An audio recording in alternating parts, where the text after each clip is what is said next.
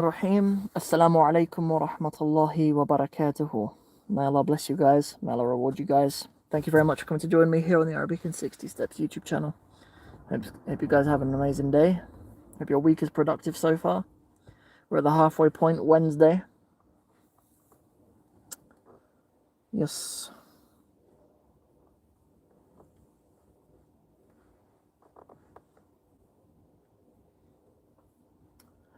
Wa alaikum assalam, Sister Khadija. How are you today, sister? Thanks for coming to join me. This is just an impromptu little live. I've just dropped my son off at madrasa, and I've got a little bit of time. I didn't think it's worth going home because the traffic's so bad at the moment. So I thought I'd come and go live and check in with you guys, inshallah. Try to keep track of all the chat situation. Wa alaikum assalam. Alhamdulillah, I'm very well, thank you, Sister Khadija. Very well, thank you. Yeah, everything's going well. This month has been busy, hasn't it? Ramadan finished. We obviously had Eid. Now we're in Shawwal. Arabic in 60 Steps program is we're looking good to be launching on the 1st, on the 1st of June. We'll also be launching the Arabic calligraphy course as well. That's all looking good. Looks like we'll be on time with all of that stuff. Everything's on schedule, alhamdulillah. Yeah, I'd like to be putting out more content over here on YouTube and stuff, but what can you do? Today the hold up is purely a technical issue. Today we have the content recorded for these 10 days leading up to our relaunch on the 1st of June. Excuse me, but yeah, there's a technical issue internet connection wise, but it's all good. Cool. How are you guys though? How's it all going?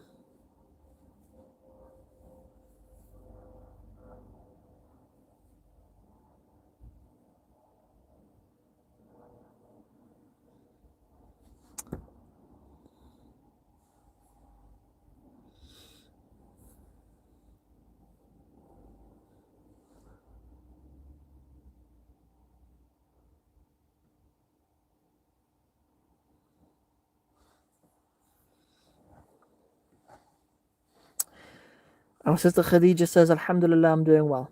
That's great news.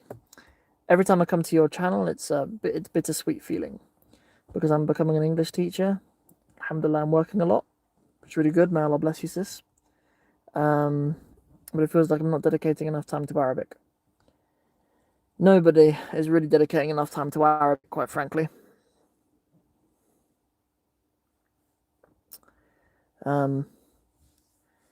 You just dedicate what you can. You know, it's a natural situation of humans that we that we ebb and flow. We go through stages of our commitment and stuff to all of the things that we do in life, really. That's why we give people lifetime access to the Arabic in 60 Steps program. You know, like there's a sister who contacted me today who joined the program like 3 years ago, and told me that she wanted her login details sent to her again. And I was thinking, subhanallah, like I haven't seen you for over 2 years, and it's just that's the way it happens in life. You know, we go up and down in our commitment and stuff, and that's just life. I mean, you know, me with my fitness is a big one. You know, only recently, like since Eid, I joined the gym, and but yeah, I'd been out of that habit for a very, very long time. Best teacher, mashallah. I'm very well, thank you. Oh, Spotify team, wicked! Shout out to all of you guys who listen on Spotify. You guys are the best. Our audience for the podcast is our Spotify audience are our biggest by far. You guys are awesome. Yeah, that's really cool. Can't wait to subscribe. That's awesome news. If you have any questions at all, please just let me know. Jubair. Beautiful name, mashallah. Wa alaikum assalam wa rahmatullahi wa barakatuhu.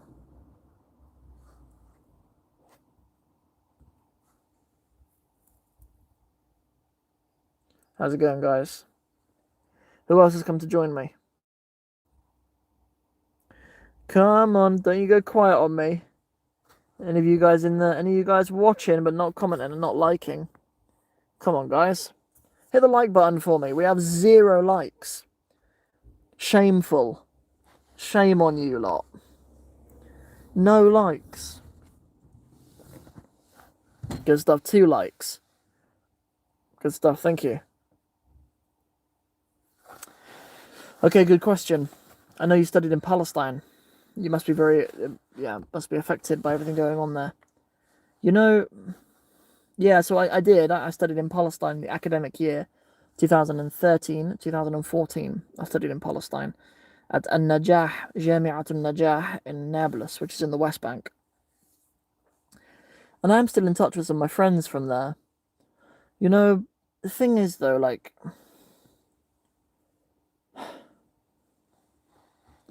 it's exhausting. I don't know how to explain it, really. Like, the Palestinian people, that, like, it seems like they're not as sensitive to the peaks, the ebbs and flows of it as we are, like, because they live it. Like every day, Palestinians have to wait for hours at checkpoints and get intimidated by Israeli military and stuff. Like every day. So like when you live there, you become less sensitive to the peaks of the oppression out there. But like here, unfortunately, we're at the other extreme. We go like crazy enthusiastic for like a week and then we forget about them. So yeah, I don't know what to make of it or what to do really. I don't know what we can do or what we make of it.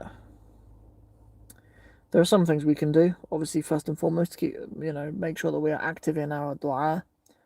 That we're making dua for them out there.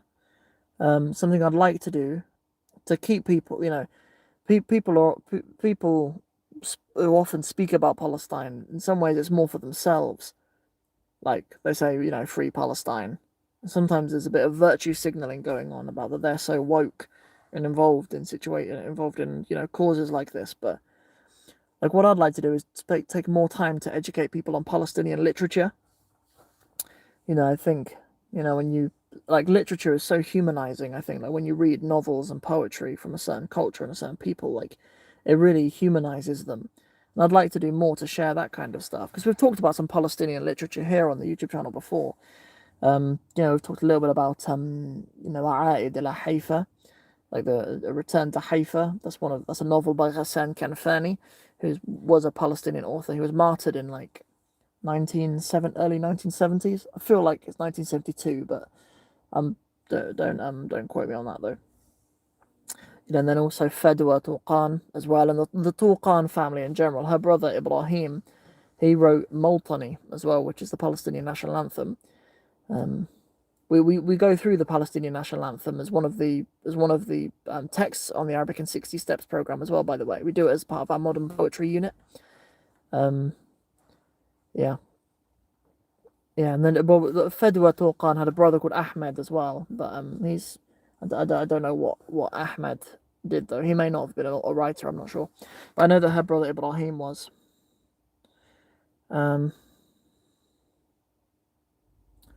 What differences are there in the new book and the previous, like the latest one? Well, we'll see. Because we're still designing it. The actual internal design will be slightly different because I'm not creating it like in a Word document this time. We're actually having it designed like in a design software.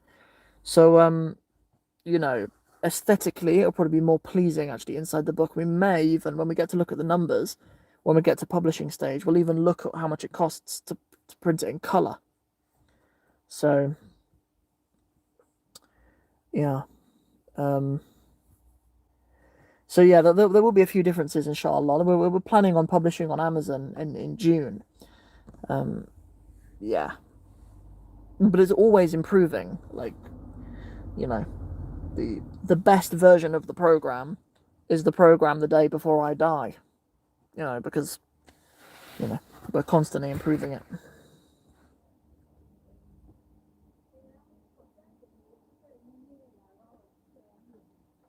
Yeah, exactly. It's really strange to think about it, like the idea of the Palestinian people being used to it. Like they're used to it. It's you know, it's such a bizarre situation where like that something that's so horrendous can be happening to them, but yet their reaction to it is almost more passive because they're so used to it. Whereas us over here, like, we get passionate about it for like a week or whatever. It's really odd.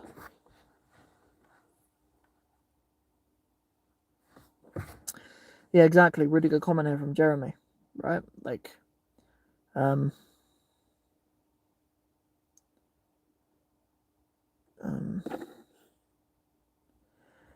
yeah, about the situation for the Palestinian people isn't one that subsides when the BBC or Al Jazeera coverage does. So yeah, exactly. You know, that's exactly it.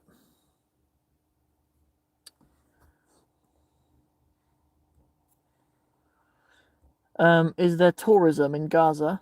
Not that I know of. There is, to a degree, in the West Bank, in Al-Dhiffatul Gharbiyya. There is a tourism to some degree. Like, there's Bethlehem there. Christians go there en masse to Bethlehem.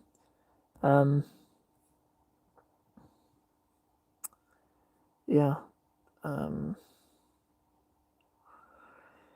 Yeah, not to the same degree that there is like in Jordan or in Egypt. But there is. I mean, the reason why Palestine's such a good place to go to learn Arabic is because of that. Because it's not like a, it's not like a place with like a big industry for tourism.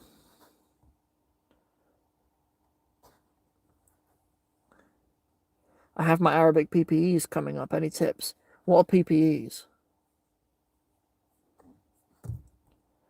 I wanted to ask the word ard.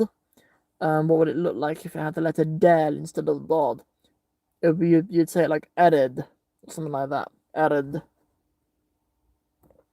So it kind of has the same root letters as the word arada for the verb to want. Arada.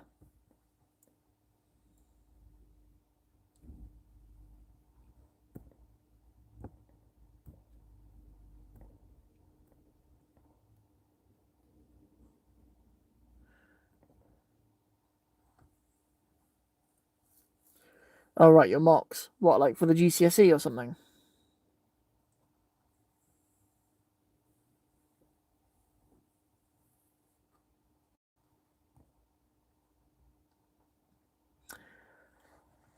Little question. What's the plural of ard? Oh yeah, thank you, Jeremy. Yes. So yeah, so I said I felt like Hassan Kanfani was martyred in was 1972. I thought it was. I didn't know if it was 73 or 71, but I know it was early 1970s. Yeah. So he has like a trilogy of books. I've only read two of them though. Um yeah, so عائد إلى حيفا and رجال في الشمس. The main argument for رجال في الشمس is that you shouldn't leave Palestine. The main argument that he's saying throughout the whole book is don't leave Palestine. Yeah. It's brutal actually, that book. The ending is just awful. In like a moving way. I don't mean it's awfully written, it's beautifully written, but I think there's an English translation available for that as well. I think that there almost certainly is an English translation of Rijal fi Shams, but I don't know if there is for Aid ila Haifa. I'm not sure.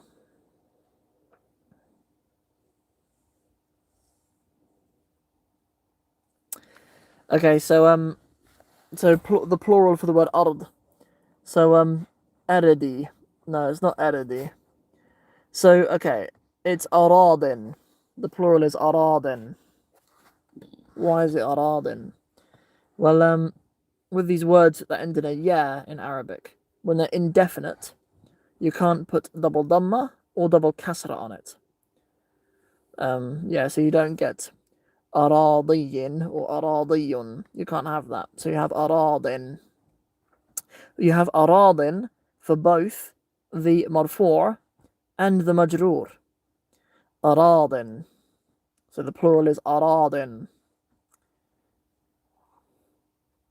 Yeah, so but if you have a ya on the end like that, then you can say al aradi, but you just say al aradi for all of them.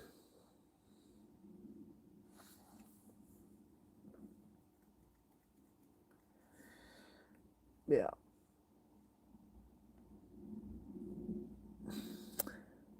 Where are you from? I'm English. I was born in Northampton, raised in Cornwall, and now I live in London for my sins. Yeah, I hate it here, but alhamdulillah. Do you know if teachers in the UK can wear hijab? Yes, they can. Yeah, in public schools, they can, yeah. I used to be a primary school teacher, and yeah, there were many teachers who wore hijab, many teaching assistants and teachers who wore hijab. Men can grow their beards also. Um, yes. Although men can't wear thobes though. Um, they see it as like an overly um yeah, like an overly political or overly religious statement if you wear a thobe for some reason as a man. Yes, the book Rijal fi Shams is called Men in the Sun. I believe there is a translation for it, which would be Men in the Sun. It was banned. Well, subhanallah. Well, I've got a copy of it in Arabic at home. Are you a revert? Yes, alhamdulillah. But I embraced Islam when I was like a kid. I was 17 when I embraced Islam. So like, my um whole adult life I've been a Muslim. I don't really think of myself as like a new Muslim or whatever. Um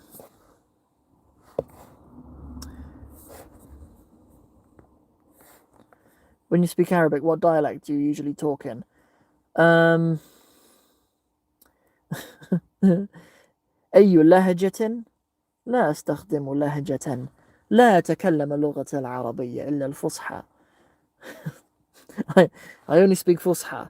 I don't speak any Lahja or any Amiyya.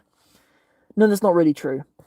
Probably most like Palestinian, but I teach Fusha, but I lived in Palestine, so like many people who speak Arabic, I'll start off في البداية التكلم بالفصحى وبعد ذلك we will decline into Amiyya, and by the end of it, it's شو أخبارك and إيش عم بصير by the end of it. But that's very common when people speak Arabic in interviews and stuff. In the beginning, we've got very formal, and then we gradually decline as the conversation escalates.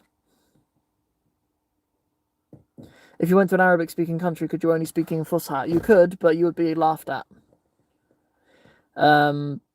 But I mean, if you could only speak it, you couldn't understand people though. People won't speak to you in Fusha. Generally, like I've found, I don't know if it's just because the places where I've studied, but I've found Arabs to be less accommodating and sensitive to the fact that you're a foreigner. Um, yes.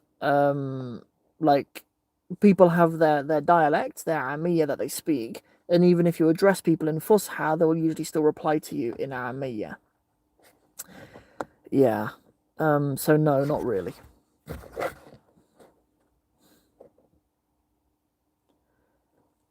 Yeah, I mean, I haven't been to an Arabic speaking country in quite a while because of the coronavirus and stuff. We haven't been able to travel and things like that. And to be honest, like I'm out of practice of speaking really. Like, you know, my wife speaks Arabic. Like Arabic's her first language. Um, but so I do practice. I do speak Arabic, but um, yeah. What attracted you to Islam at such a young age? I was attracted to the idea of being upon the right purpose from a young age. I remember being younger than that and praying for guidance. Like, there are quite important questions in life, like, what is the right thing to do? What should I be working towards? And I cared about those questions when I was like 14. I was like 13, 14 years old. I cared about those things. What should I work towards? What should I want out of this life? What can I contribute to the world? I asked those questions when I was like 14 or 15. So when I came across Islam, like Islam offers very heavy answers to those questions. Like, um, yeah, um, the thing I found so compelling about Islam is it really, it really is the truth.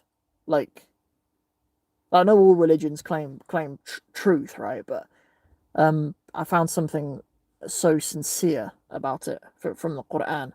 Like all it really wants from you is just a sincere pursuit for devotion to the Creator, and that's it really.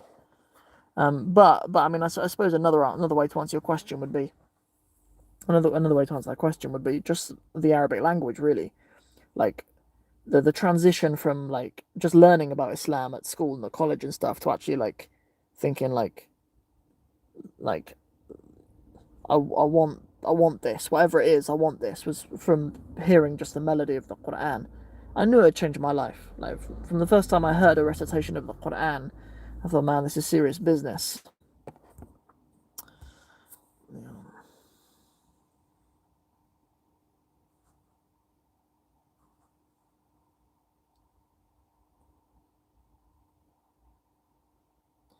Is your wife British or is she Arab? She is neither.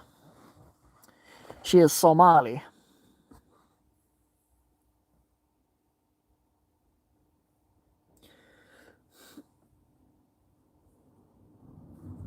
I guess as you're married and have kids, do you still understand those who do not want to have kids? No, I don't. I do not understand people who don't want to have kids. I think they've gone mad. I think I think they're worse people, and they're dead to me. I don't really mean that. My dad's brother and my dad's sister, they don't have children, neither of them. Do you know, each to their own. Do you know what I mean? Like, this is my serious answer. Each to their own. I'm not going to force anyone to have kids, but I don't get it. Wa alaikum assalam, Muhammad.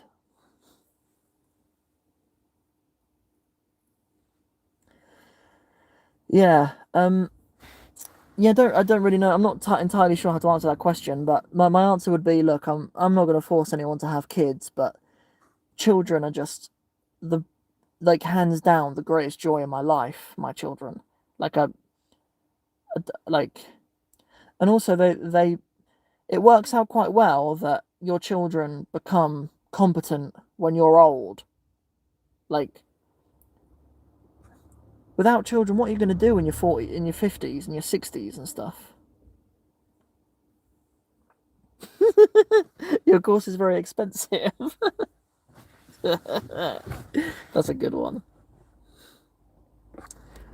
Um, wa alaikum assalam wa rahmatullahi wa barakatuh. My course is massively underpriced. It is massively underpriced.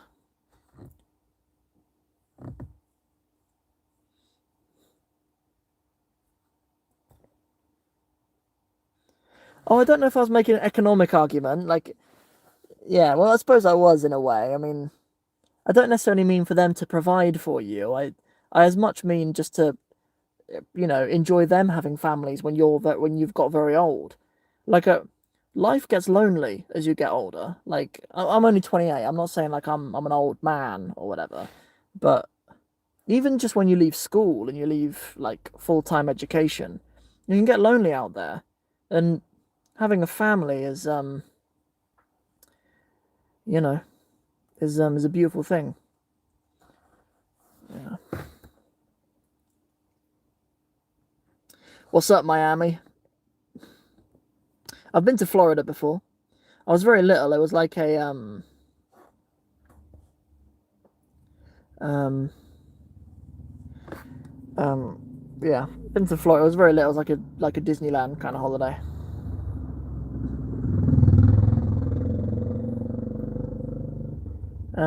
So I've lost track of the um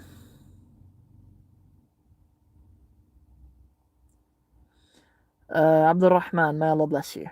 Um yeah, that's cool. However you do it, do you know what I mean? Like on my channel, on my podcast and stuff, many times I've like what I care more about is that people learn Arabic. Like whether you do my course or not, like the Arabic language needs to be the winner here. Um, okay, here we go. Um, Yeah, may Allah reward you immensely for the effort you put into your work and in your course. Jazakallah khairan. I mean, that course is I mean, it's most of my whole Arabic degree packaged up into a 30-hour program. It's just the sheer volume of resources that you get with it is just immense. It's more, yeah, okay, so yeah.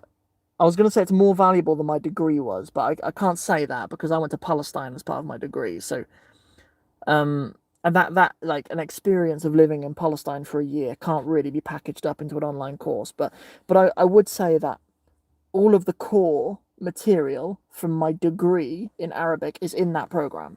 And my degree, I mean, to do my Arabic language degree, it will cost you 50 grand now. I didn't pay that because I got in before the fees went up, but like it would cost you 50 grand to do that course now. Like, and you get it for like less than 200 quid. It's pence.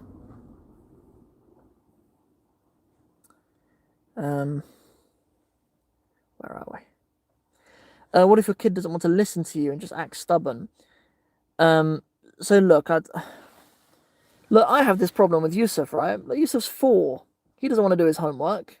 I didn't want to do my homework when I was 4. Firstly, like, beyond anything, like, that a lot of parents need to do is just develop a much more meaningful relationship with your kids. Like, a lot of parents just aren't really taking time every single day to sit with their kids and just be present with them. Like, when you do that, it's much more easy for your kids to be empathetic towards you. Like, to have some kind of empathy for what you're asking them to do and to be more obedient if they if they really know you.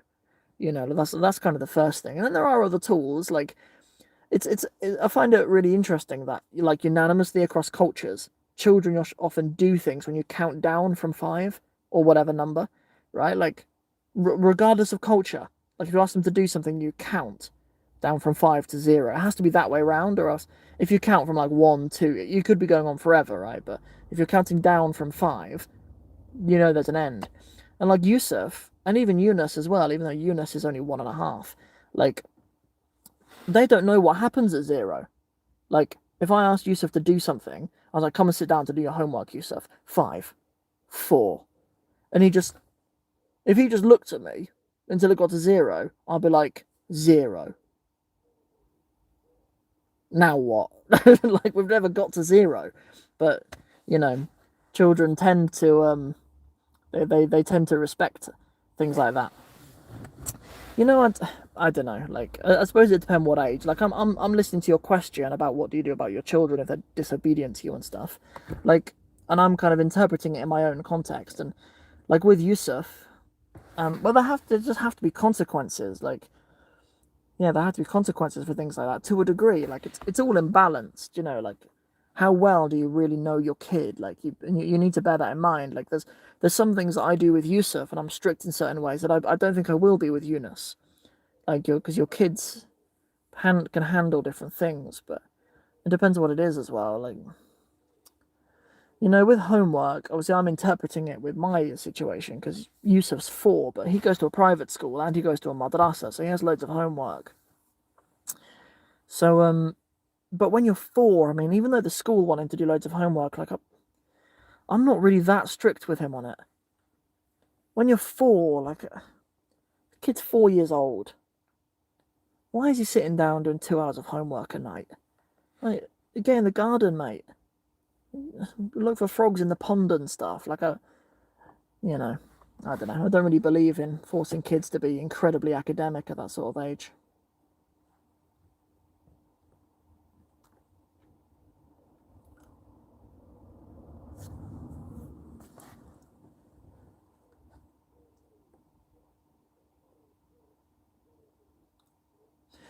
Quick question. How do you translate aywa into English? Yes. Yes is probably the best I've got. In Arabic, there's aywa, aywa. It's sort of like yes, but also has a feeling of like, yeah, go on. Aywa. Yeah. Muhammad Omar. Yeah, assalamu alaikum. May Allah bless you, my brother.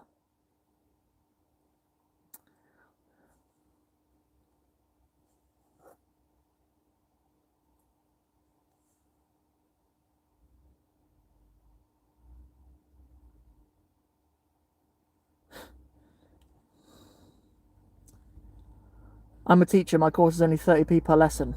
Congratulations. My course is probably like 5p per resource or per valuable bit of material, or cheaper, probably. Congratulations. Somebody else sells their course for 25p a lesson. Well, why should they hire you? Some people sell their course for free. Some people give their course for free away on Udemy. Well, why should they hire you? See, when you do that, like when you compare courses just based on price, like you completely remove the value that you bring. Like it's just a race to the bottom at that point. Like one course or one book being better than another because it's cheaper. You enjoy your game. You enjoy your race to the bottom with other people pricing yourself down like that. Like, no, I don't behave like that. Do I believe in charging 35p per lesson because another teacher charges 36p? No, I do not. I believe in offering the best course in the world and charging something which is affordable and fair. That's what I believe in. Where are we?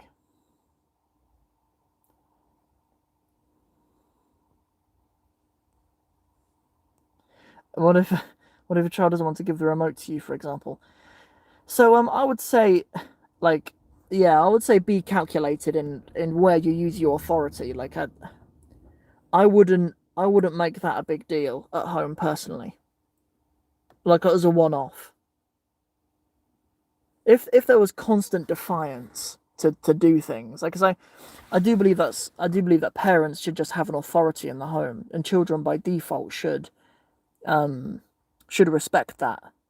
Should respect that authority. Like sometimes, sometimes teachers, um, sometimes teachers, not teachers, sorry, sometimes parents get like a power trip with their kids, and like they want their kids to carry their plate to the kitchen, even though they're going to the kitchen to wash their hands and stuff. Like I think that's a bit weird. I don't think you should model to your children telling people to do things just to assert authority. I don't believe in that. But I do believe there should be like an authority in the home.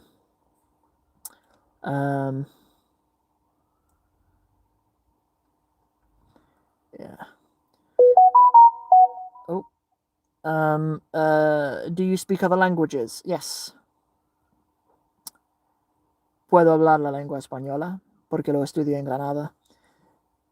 Yeah, I speak Spanish as well because I studied in Granada and in Peru as well. I spent a summer in Cusco in Peru. So I speak some Spanish, and I've got Somali going hardly kara. I can also speak Somali as well, and I know sign language because my wife is hard of hearing, so I know sign language as well. Especially in Arab families where they have around 10 children on average. MashaAllah. They have big families, man. It's good to have big families.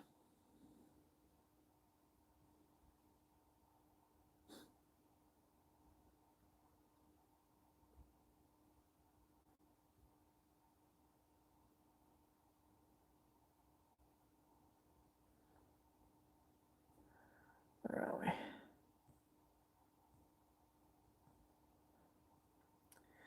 Gracias. Hablas español muy bien, gracias. No lo he practicado en mucho tiempo, pero puedo hablarlo. Should we do some sign language together? Let's do some sign language. So with your right hand, you always do the gestures with your right hand, both in BSL, which is British Sign Language, and in Arabic Sign Language as well. In Arabic, this is Arabic Sign Language. So Assalamu alaikum. Just do like this. Assalamu alaikum. Like you're shaking hands. Assalamu alaikum. Assalamu alaikum. How are you? So this. How are you? How are you?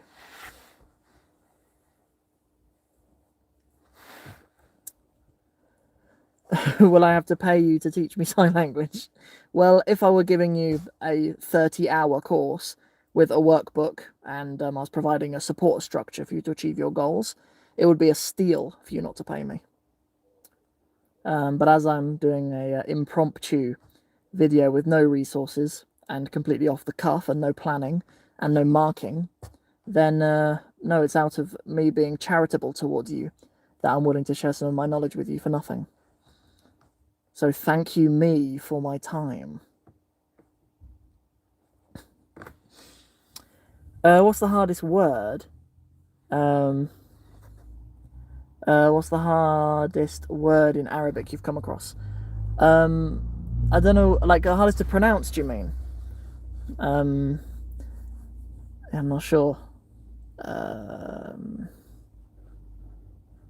not sure. I'll give it some thought. The word for like Iraqi I found really hard. Al-Iraqiyu. Al-Iraqiyu. So like, because you have an ayn, a ra, and a qaf all in one word, which are hard for the English face to get out. Al-Iraqiyu.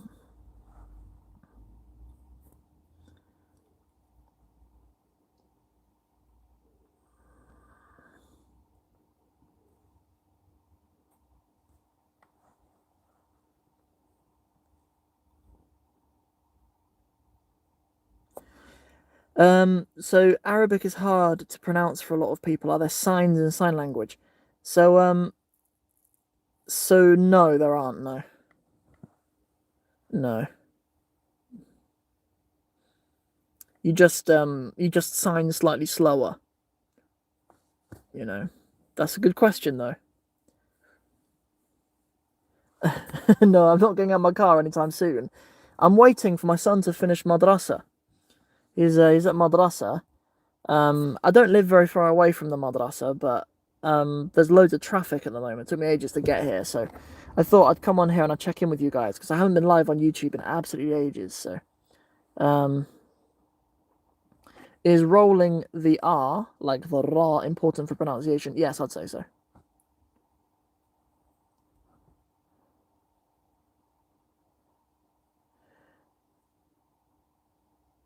I didn't even spend yeah, so I didn't even spend years in Granada. I spent 3 months in there. What's your opinion on the vaccine? Nah, just get it. YOLO, man. That's my succinct, well researched opinion on it. YOLO, man. To be honest, I haven't really done my due diligence on it. Like my position on a lot of things medically is like trust the experts. That's it really. Like I've you know, that's my position on medicine really. Like my wife's in her fourth year, not my wife, sorry, my sister is in her fourth year of her medical degree. And I think like I was just raised trusting people who have knowledge on stuff. You know. So when I'm offered, I'll probably have it.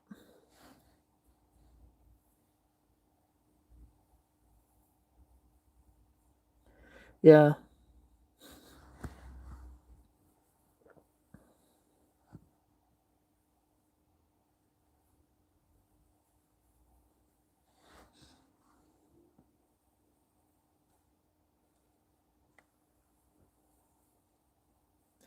Well, no, technically not YOLO, but we don't have a body which is in need of vaccines, or health treatment the next time we live. So I don't know if it's really correct to say that we are hay as such after we are mab'uth.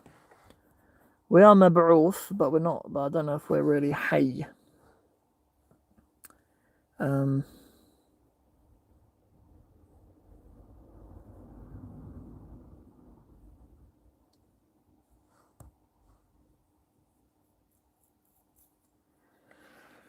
yeah, cool. I mean, it frustrates me really how like in the Muslim community, like they're definitely with like my wife and her friends and stuff, like rumors and hearsay about side effects and stuff spread like wildfire. You know, there are loads of women who have like told my wife that their husbands have had it and now they're having problems in bed and stuff because they've had it. Like it's just scaremongering among people really. Like you know, how difficult is it maintaining Arabic in a non-Arab household? Very hard. Very hard. I mean, look, like your children, they pick up on who you really are. You can't pretend to be something you're not really with children. Like at home, we don't speak Arabic. Like it's not one of the languages that we have at home as like a spoken language. Um, my kids know it fairly well because my wife speaks. She can speak Arabic, and but like we don't. It's not my wife's strongest language nor my strongest language. So like my wife's strongest language is sign language, and my strongest language is English, obviously being English. So like our kids, their best languages are sign language and English. But they speak Somali as well because all of my in-laws speak Somali to them, and they know Arabic as well because Yusuf goes to an Islamic school and he goes to madrasa and he knows that I teach Arabic and I'm doing lessons and stuff all the time. Um, have you mastered Arabic and do you still study? I don't know what mastered means, and yes, I still study. I still have teachers and stuff. Everybody should, in my opinion. Like you should always, no matter what like level of teacher you are, you should always consider yourself a student. Have you come to Paris before? Or Pakistan? No. Well, I have been to Paris, but when I was very young. And no, I've never been to Pakistan. My best friend is a Pakistani. I'd love to go, but yeah,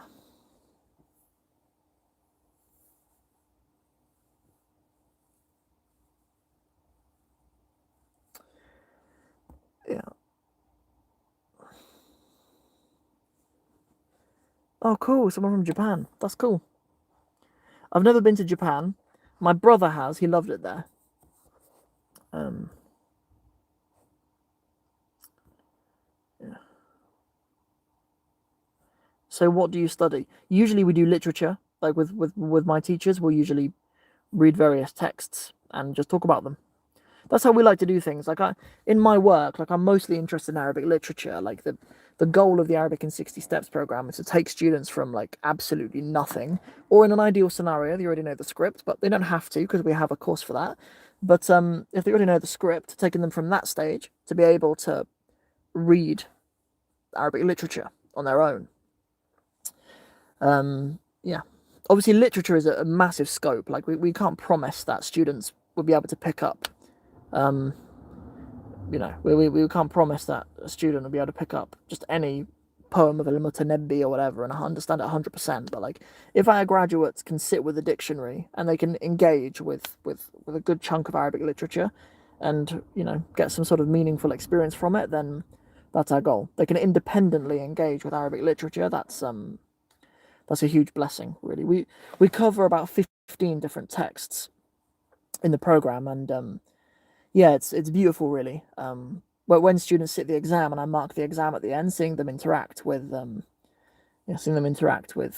whether it be something from Rihlat ibn Fadlan or something from Rihlat ibn Jubair or something from a more modern poet of some a qasida written by Ahmed Matar or something like it's beautiful seeing that whole transition.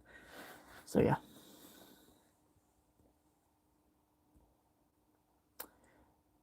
What language do you communicate with your wife in? Mostly English, but also sign language and Somali.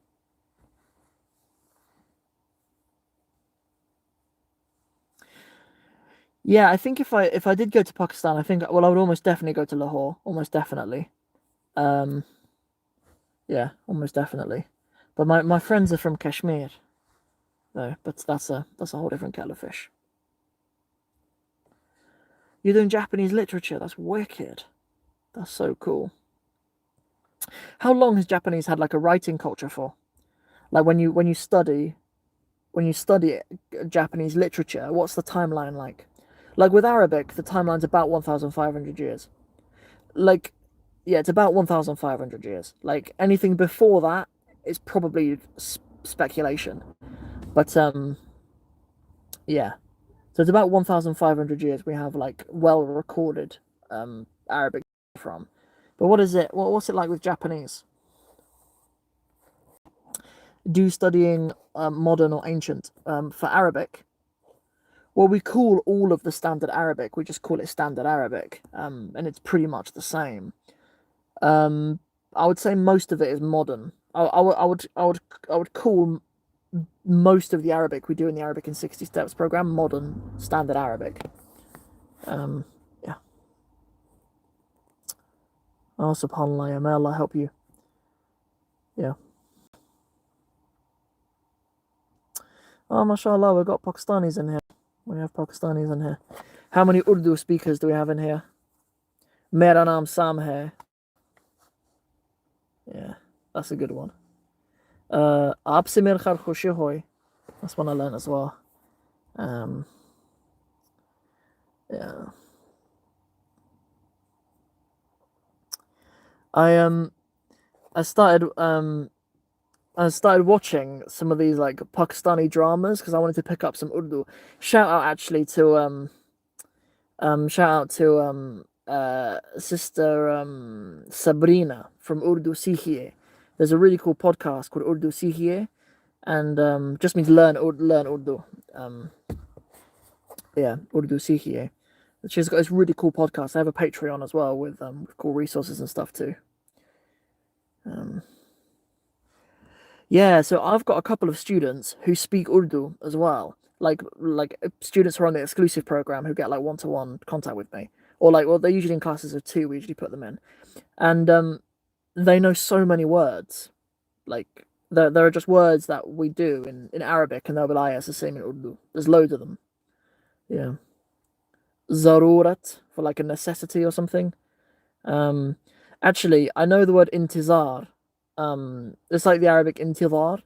But intizar, I know because I used to live with a guy when I was at uni who was always listening to like Bollywood songs. And I remember a line in it. Um, um, where I heard the word intizar karke or something like that.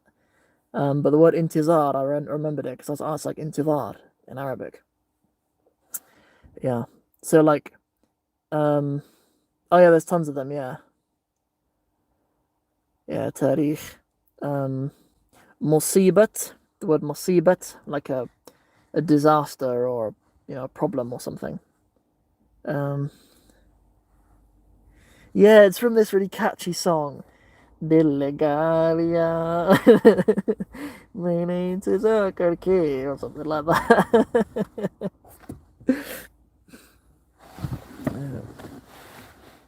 Good times, man. Over here at all these Bollywood songs. um, we can have a good time. Me trying to recreate some of these Bollywood songs. We could have a good time with that.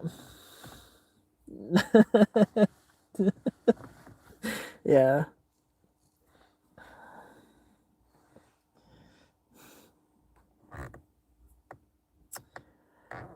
Okay. Yeah. Yeah, okay. Let's move on from my attempts to say things in Hindi from Bollywood movies. Um on average, how long on average does it take to get fluent in reading or speaking Arabic? Well, let me give you an unfortunate answer. The average is that people don't succeed in learning Arabic. That's the average. Unfortunately, people have the wrong expectations when they come to learn Arabic. Most people. So, like, I have this podcast episode where I talk about kind of these four things that you need to do well in. You need to have for you to be successful in learning Arabic. So, like, if you were to imagine like a cross section with like four parts, four quadrants, right?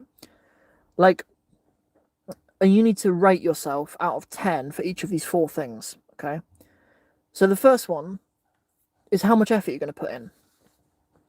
Like how many hours per week are you going to put in? How much effort you're going to put in, right? If you were to rank yourself like up out of 10, from 1 to 10 of how much effort you're going to put in. The next one is how talented are you? Some people are naturally good linguists. If you're talented, if you're naturally a good language learner, you need to put less effort in. Another one is how much time are you going to put in? Like, are you looking to take 1 year or are you looking to take 10 years? Are you looking to take 6 months? Are you looking to take 3 months, right? And then the next one is how much support you're going to have. Usually this correlates with how much money you're going to invest. Usually, right? But it doesn't have to. Like you may be very fortunate to be, married to someone who is an Arabic teacher or something like that.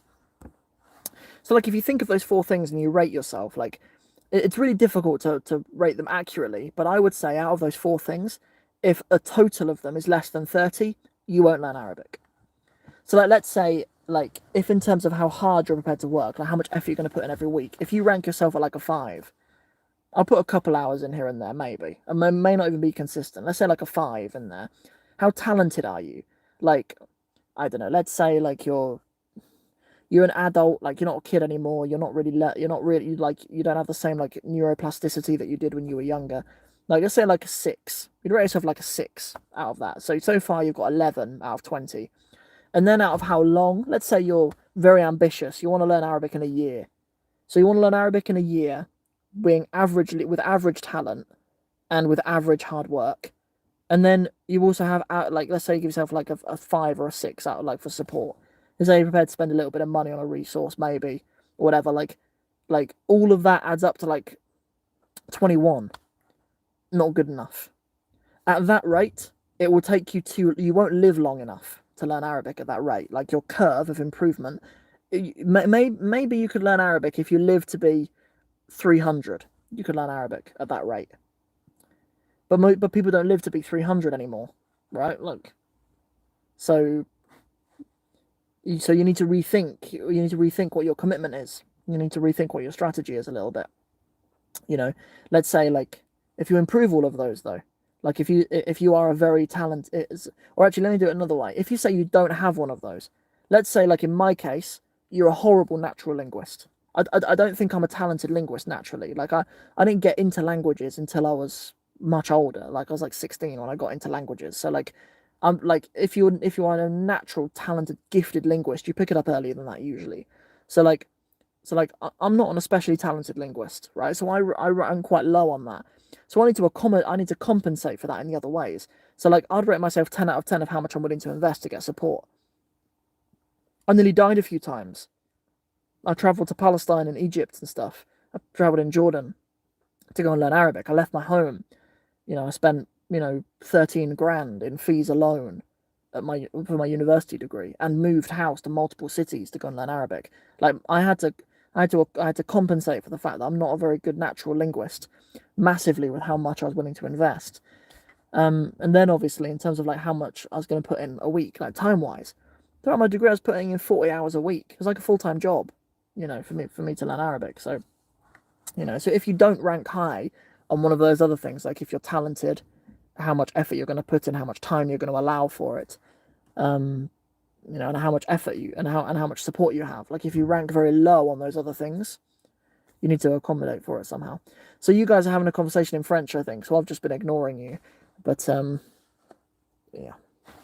Oh yes, we've got an English question again back from Khadija. How's it going? Is it true that your eyesight decreases the more you study? I have not seen any evidence for that, but I don't know.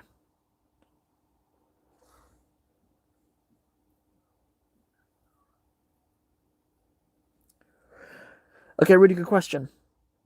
From our sister, Assalamu alaikum. Wa alaikum assalam. I want to know where I should begin learning Arabic. I speak Algerian Arabic. Okay, cool. So the issue is that I'm not sure where to start. Memorizing the Quran or learning Fusha. Well, it's not a one or the other situation, right? Like learning the Quran is an act of ibadah, and that should be done as well. And they'll complement each other as well. Like what I noticed with the students on the Arabic in 60 Steps program is like the students who have a meaningful relationship with the Quran. They read like a hizb a day or whatever. Like they're reading the Quran a lot. By the time we get to like step 4, right, like 4 lessons in, they're already spotting examples of it from the Quran. Like I'll teach them how you do a certain thing of like Arabic nahu, and they'll give me examples of it that they've seen from the Quran. So like, you know, so yeah, so you should be learning and memorizing the Quran alongside it anyway. But yeah, look, like what you should do is you should pick a program you're actually going to stick to.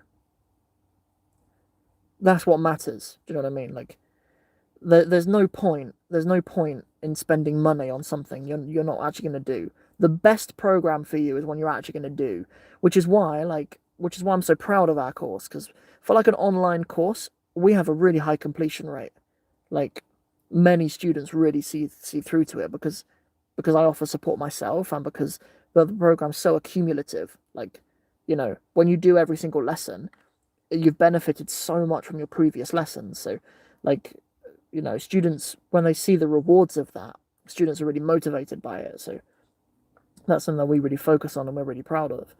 But I mean, whatever course works for you, like, yeah, I would say, I would say it's worth in your own mind separating a little bit between, um, you know, between the Arameya that you speak at home and the Fusha that you're learning. Um, yeah, some of the most challenging students I've ever had are actually native Arabic speakers. Like I've taught kids in the past who are from like Yemeni families or Libyan families or Syrian families or whatever, and like teaching them Fusha is very challenging because they've learned things their whole life that they believe is Arabic, right? It is Arabic. I'm not saying it's not Arabic, like, but they believe that and Standard Arabic are the same thing, and that's a surprise, that's a shock to them. Yeah. Have you had non-Muslim students sign up for your course? Yes. In fact, some of our most successful graduates are non-Muslims. Yeah. So yes, many. We have had many non-Muslims join the course.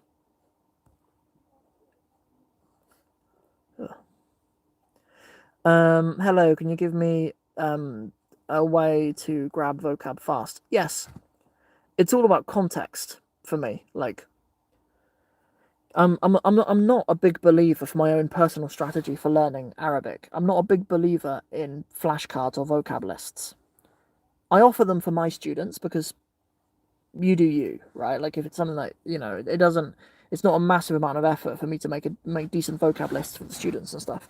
But I'm not a massive believer in just using that. Like, I believe in learning Arabic in ways that you're actually going to use it in real life. Like, how do we use language in real life? We tend to group topics in real life. Like, let's say I'm going to go and have a conversation with someone about politics. You can group the language for politics. We tend to talk in topics.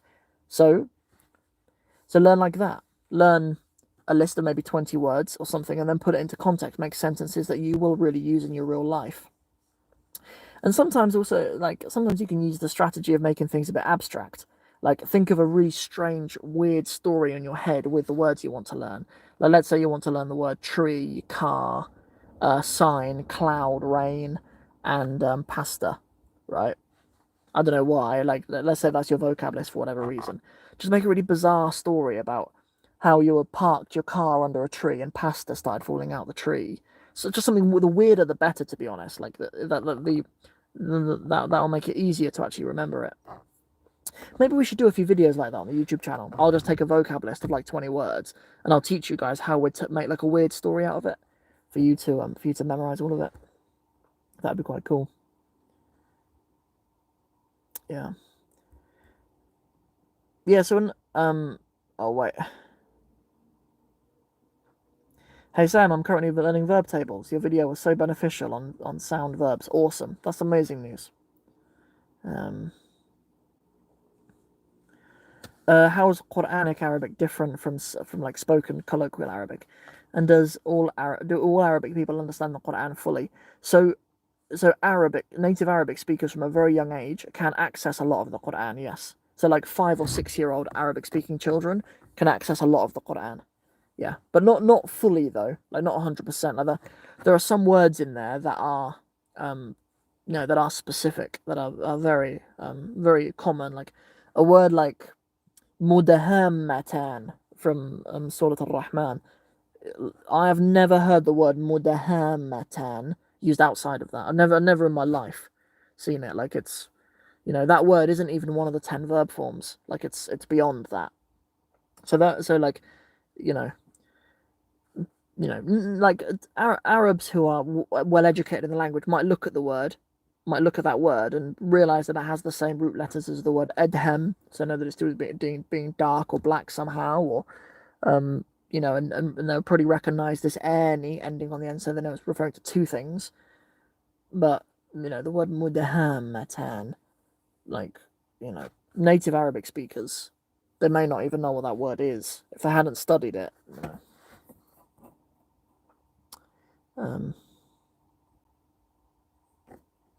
Yeah, I'm from a non-Arabic speaking country too. So don't worry about that. You can do all of that. Yeah, so I'll just. Oh, actually, there's a quick question here. Do you use any beard products? No. I use on my head and beard. I use Head and Shoulders, and and then yeah, that's it. Sometimes I put oil in my beard. If it's there, I'll put olive oil in my beard sometimes. Um, that's it. Yeah. Yeah, so no, that question's come up again. No, I do not use any beard products at all. Usually I trim it myself. Usually I'll just put my hand like this, and I use a safety razor, a metal safety razor, because it's better for the environment. Get yourself a metal safety razor. Use the handle for your whole life. I've had mine for years, and just change the blades and recycle the blades. So I just shape this bit up myself, and here, and then around here as well, and under my chin as well. I shave that bit myself to straighten it up, and then every now and again, as a treat, I go to the barbers. Maybe once a month or once every 2 months or something. I'm not fancy pants. I don't spend loads of money on stuff like that. But it's a treat for me to go to the barbers. I love going to the barbers. But yeah.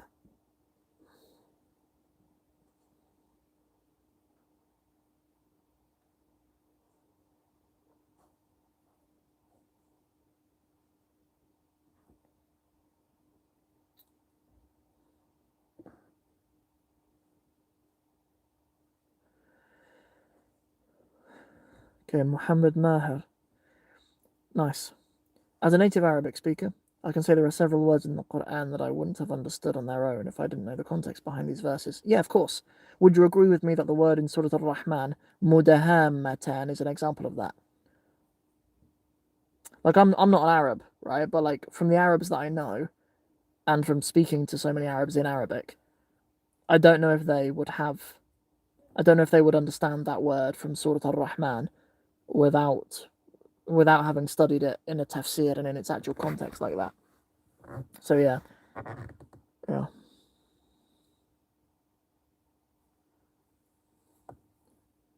yeah,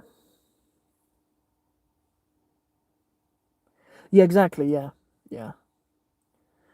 Okay, so what does the word mudahammatan mean? It's a word um describing describing paradise, right? And it's to do with the color of the gardens in paradise. So it is green, right? But it means a dark, rich green. Like well watered grass is like dark green. It's if grass starts to go like a browny, lighter green color, it means it's not lush and well watered. But yeah, but when Allah uses this term mudahammatan, it creates the idea of them being like dark green, emerald green. Um, Hence, it shares its root letters with the term edham, which is a word for black. It's also a word for a horse, I believe, like a black horse. An edham. Yeah, there's a few words for black in Arabic. Um, yeah, obviously aswad. Everyone knows aswad, but yeah, edham and a few others as well. Have you practiced self-talking? So I think I do self-talk, but I think I've always done it. Um, but I don't really, because I've heard that expression a few times recently, but like I talk to myself all the time. I talk myself into believing things all the time about myself. Um, so I don't know if I'm doing self-talk or if it's a completely different kind of science. My wife's messaged me that she wants a burger, I think. Yeah, she wants a burger. Then a burger you shall have, my darling.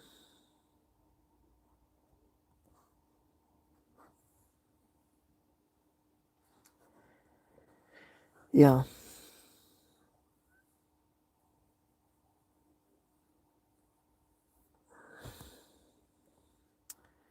Can you please tell me the real Arabic word for pink? I didn't know that there was a big controversy about it. I just thought it was wardi. Oh, cool. I mean, for learning languages. Yeah. Yeah. Like, I've been talking to myself in languages in the car for years. Yeah, big time. And even when I was at university, I lived in like student halls in a dorm and on my own. So, like, being able to talk to myself in my bedroom, even quietly, like, yeah, that's massively helpful. Sometimes I try to talk myself into believing I'm a native speaker. That's mental, isn't it? Because you're not. But like, I talk myself in as if I was. Like, you know, yeah, I do that all the time. I love that.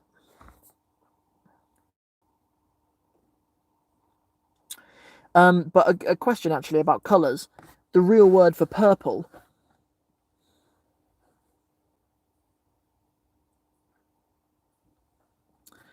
Yeah, the real word for purple is a conversation. You hear benefsiji or bait journey. You hear both of those. Yeah, so as I say, Muhammad, I'd say benefsiji, right? But I hear bait journey as well.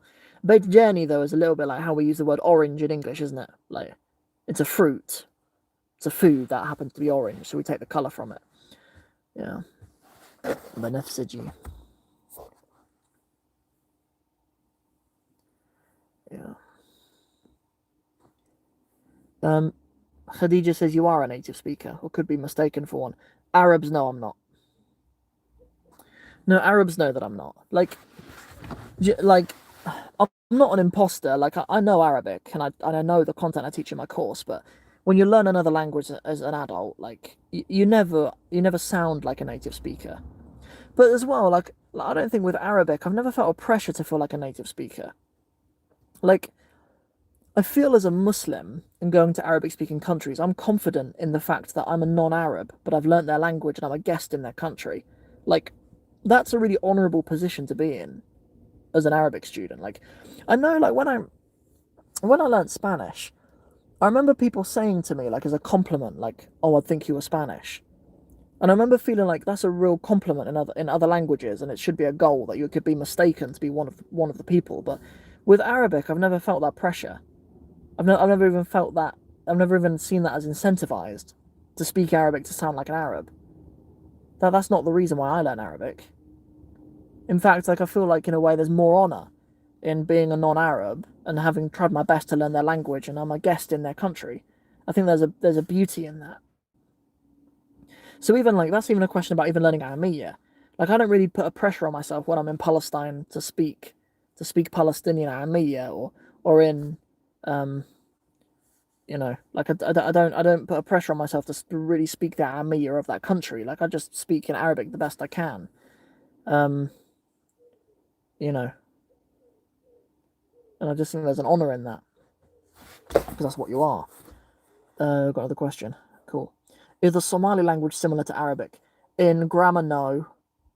In vocab, no. But pronunciation, yes, actually, in many ways. Um, yeah. Um, is it a hard language to master if you're a native Somali speaker? So no, Arabic would not be massively hard for a native Somali speaker, I don't think. You already have a lot of vocab in common, more than you would think actually. Even when you get to the real depths of Arabic, there's a surprising amount of vocab that you do have in common. And even in Somali, there's some verbs that you use which conjugate like Somali verb, like Arabic verbs do. Um, um, like using the term for to come somewhere, like the term yimi and timi and stuff. Those conjugate like Arabic verbs do. Yimado, timado. Yeah, those verbs in Somali. There's a number of verbs in Somali that conjugate like Arabic verbs do. I don't know why, like, because in Somali has a habit of taking Arabic verbs and conjugating them like Somali verbs. Like, for example, the verb sharah, wa sharahi in Somali, you could say, bogaha wa sharahi. This book, I explained this book in Somali. You can say that. And so you take the verb sharah, obviously the verb shariha, yashrahu in the present tense in Arabic means to explain. In Arabic, they can take in Somali they take that verb. One sharahait, I explained. We're talking in past tense in Somali. I don't know if it's sharahtait or sharahsait. I don't know if it's a sharahtait or sharahsait when I'm talking about you. Maybe someone can help me with the Somali of that. But yeah, so Somali does that. But I'm not quite sure. So sometimes there's Arabic verbs with Somali conjugation. But then there's also sometimes Somali verbs with Arabic conjugation in Somali. But yeah, just from a pronunciation perspective as well, it's easier for Somali people, I think. Somali has an ayn, it has a ra, it has kha, it has qa, it has ha. So yeah, although they're written differently. In Somali, the ha is an X. So like the name Muhammad is written Maxamid. Muhammad. Yeah. Yeah.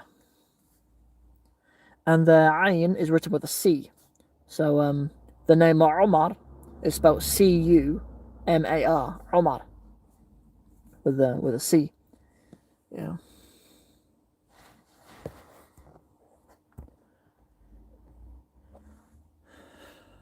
I'm trying to think of where an example of where I've seen that word. Imado. Yimado.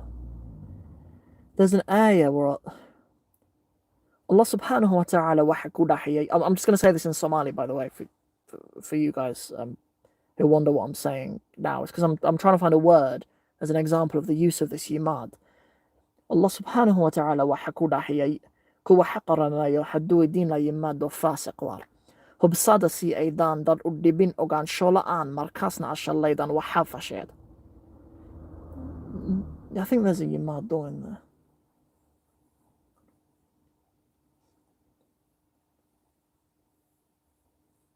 Is it another ayah? Xumaan baa ka daaxirtay bari iyo badba waxay kasbatay gacmo dadardiisa si eebay u dhadhansiiyo waxay camal faleen qarkiisa inay noqdaan. No, it's not in there either. Oh well, I don't know.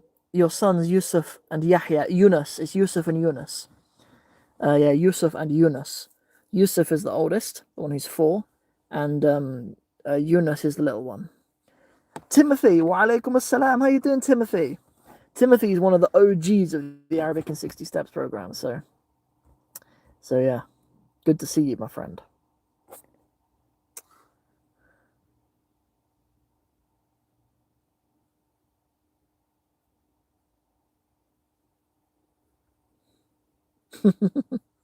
Yeah, Timothy.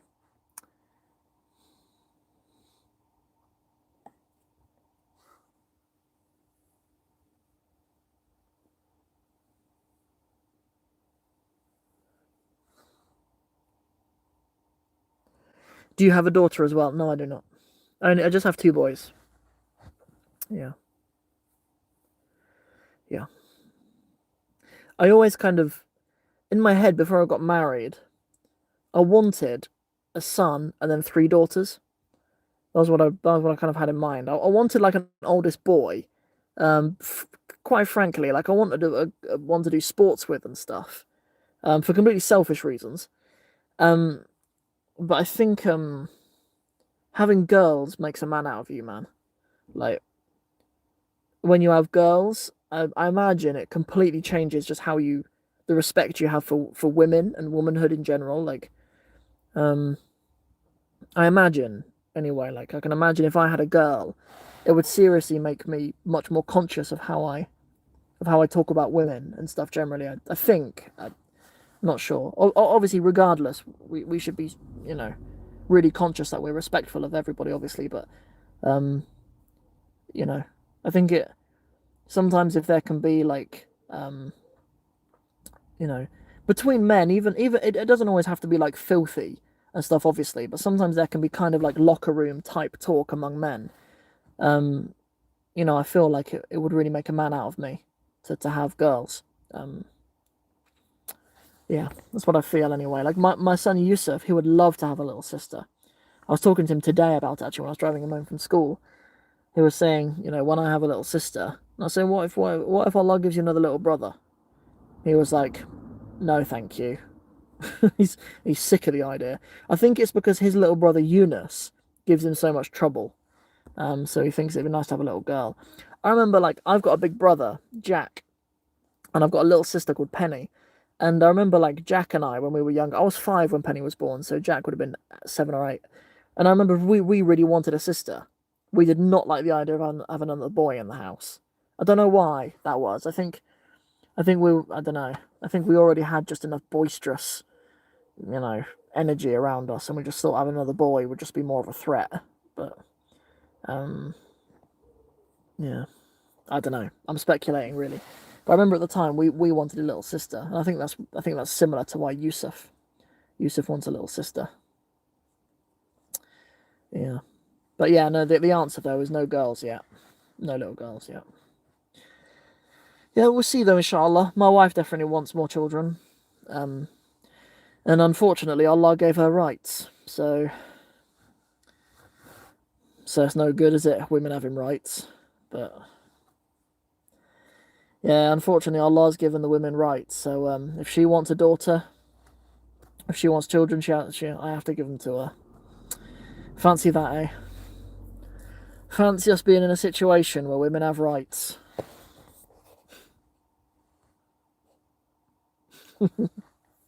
I mean.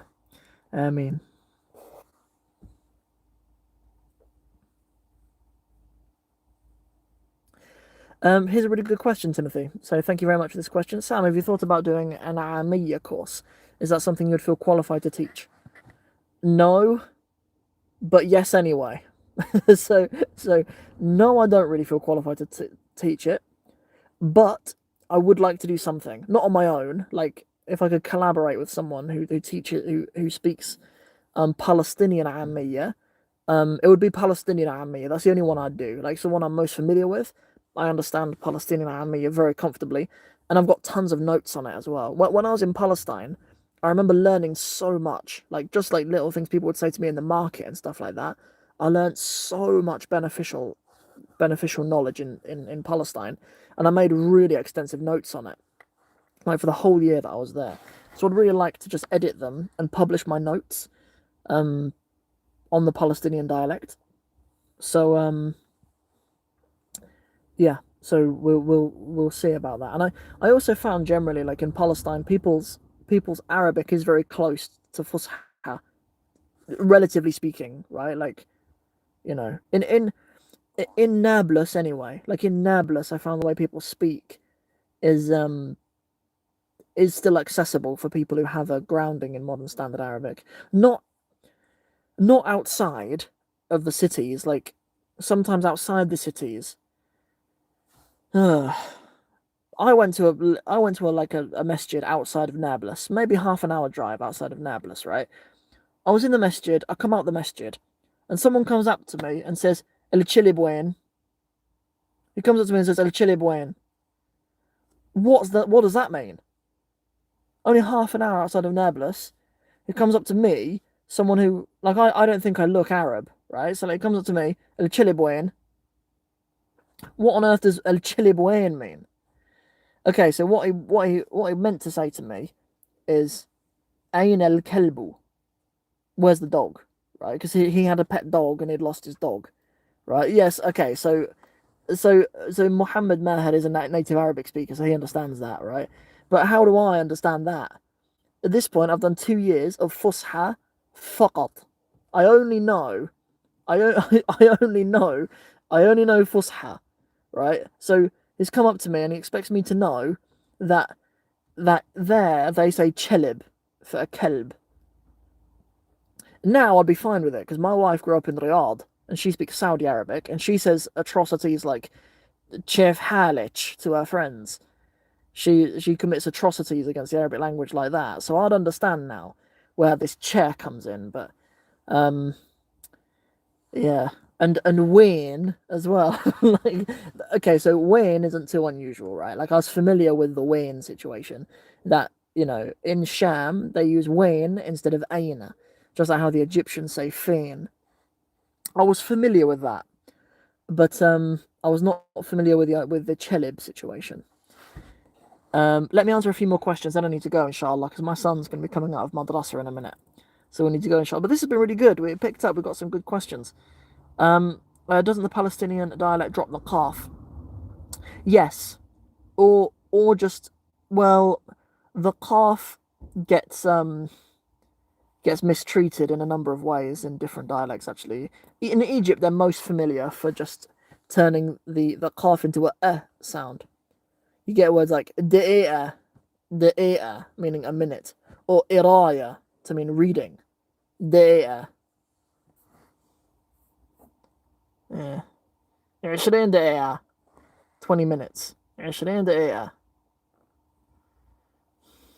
Do you get annoyed when Egyptians pronounce Jim as a Geem? Yeah.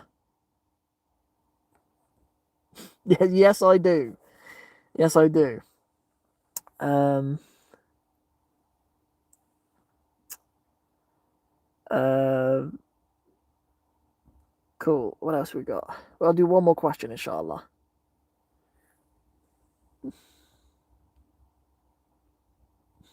Well, yeah. So,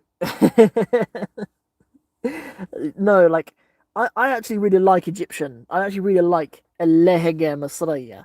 I do like it. You know, like, if you watch Arab TV and Arab cinema and stuff, like, you have a lot to thank the Egyptians for. Like, they've put out a ton of good stuff into the world, the Egyptians, but that takes some getting used to. That takes some getting used to. Yeah. Yeah, I remember hearing the term Serzig. Egyptians say this term Serzig. Okay, so Serzig, the Fusha term that we would learn would be Savage. Um, yeah, Savage. If someone's like a bit naive, like Savage. But in Egyptian, who was Serzig, that caught me off guard. The term Serzig. Um, yeah, Mesgid. Or even when people say a Jami' and they say Gami' instead of um, you know, say Gami' instead of Mesgid. Because Mesgid you can even like infer it, right?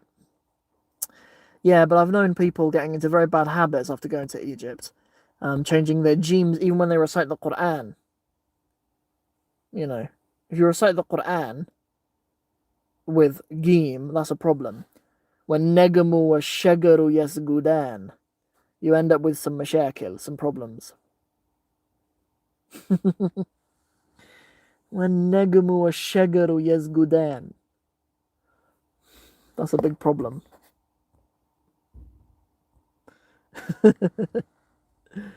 Okay, last thing. Okay, nice. We've got Irfan. Irfan on his mother's account. May Allah bless you, brother Irfan. I'm gonna call you brother now because you're a big boy. So, Irfan was in my class when I was a primary school teacher. So, what, 5 years ago, when I taught year four. So he must be in year nine now. Irfan, please correct me, inshallah. If you're what, 14 now, 13 or 14 now, or something. When you guys get older, I want to see all of you guys again.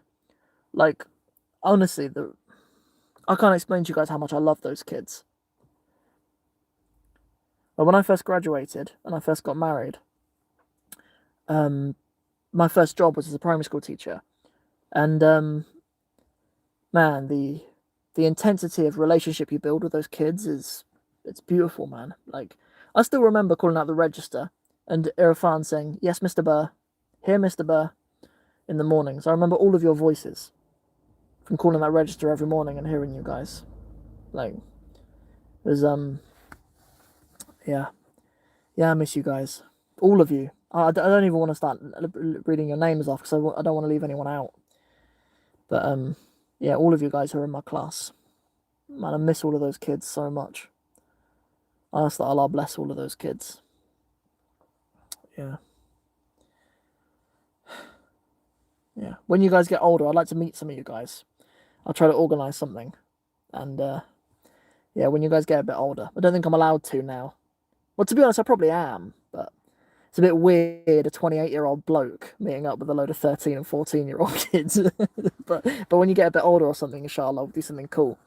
I'll yeah, it'd be really cool. Yeah.